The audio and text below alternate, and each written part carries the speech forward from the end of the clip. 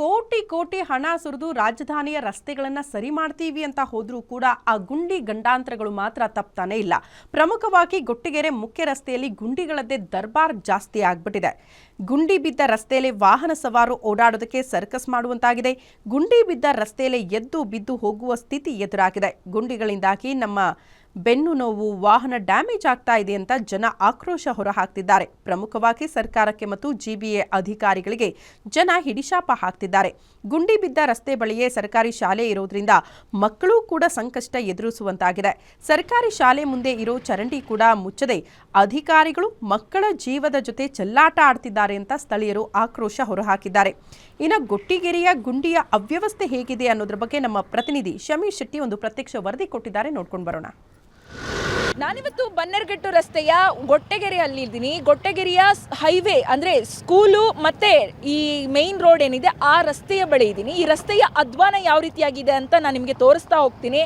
Complete 3 ವರ್ಷದಿಂದ ಅಧ್ವಾನಗೊಂಡಿರುವ ರಸ್ತೆಯ ವ್ಯವಸ್ಥೆ ಇದು. ವಾಹನ ಸವಾರರು ಇಲ್ಲಿ ಓಡಾಡಲಿಕ್ಕೂ ಕೂಡ ಸಂಪೂರ್ಣ ಹರಸಾಹಸ ಪಡ್ತಾ ಇರುವಂಥದ್ದು ನೀವು ನೋಡ್ತಾ ಇರ್ಬೋದು. 4 ವೀಲರ್ಗಳು ಹೇಗೋ ಪಾಸ್ ಆಗ್ತವೆ, ಇಲ್ಲ ದೊಡ್ಡ ದೊಡ್ಡ ಗಾಡಿಗಳು ಹೇಗೋ ಪಾಸ್ ಆಗ್ತವೆ. ಆಟೋ ರಿಕ್ಷಾಗಳು ಅಥವಾ ಟಾಟಾ AC ಅಥವಾ 2 ವೀಲರ್ಗಳಂತವು ಈ ರಸ್ತೆಯಲ್ಲಿ ಏನಾದರೂ ಓಡಾಡ್ತಾ ಇದ್ರೆ ಕಂಪ್ಲೀಟ್ ಪಲ್ಟಿ ಹೊಡೆಯುವಂತಹ ಒಂದು ಸಿಚುವೇಶನ್ ಕ್ರಿಯೇಟ್ ಆಗುವ ರೀತಿ ರಸ್ತೆಯ ವ್ಯವಸ್ಥೆ ಇಷ್ಟರ ಮಟ್ಟಿಗೆ ಹಾಳಾಗಿರುವಂಥದ್ದು.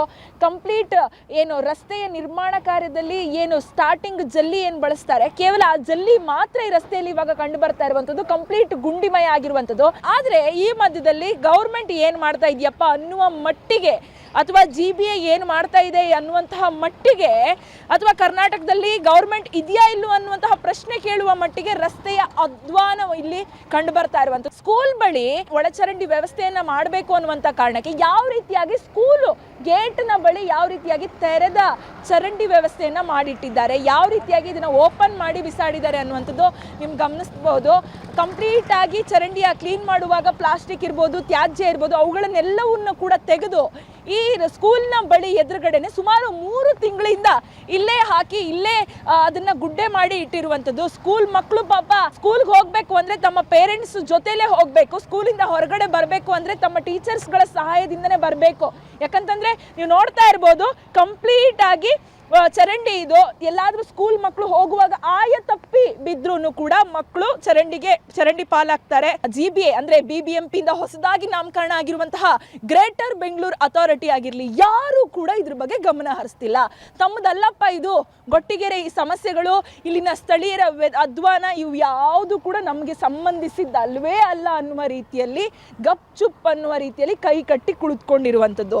ಇಲ್ಲಿನ ಈ ಅಧ್ವಾನಕ್ಕೆ ಸದ್ಯ ಸರ್ಕಾರ ಆಗಿರ್ಲಿ ಅಥವಾ GBA ಆಗಿರ್ಲಿ ಯಾರು ಕೂಡ ತಲೆ ಕೆಡಿಸ್ಕೊಳ್ತಾ ಇಲ್ಲ. ಈ ರಸ್ತೆಯ ವ್ಯವಸ್ಥೆ, ಈ ಸ್ಕೂಲ್ ಬಳಿಯ ಚರಂಡಿಯ ವ್ಯವಸ್ಥೆ ಮಾಡಿಟ್ಟಿರುವಂಥದ್ದು ಗಬ್ಬನ್ನು ಆರ್ತಾ ಇದ್ದಾವೆ.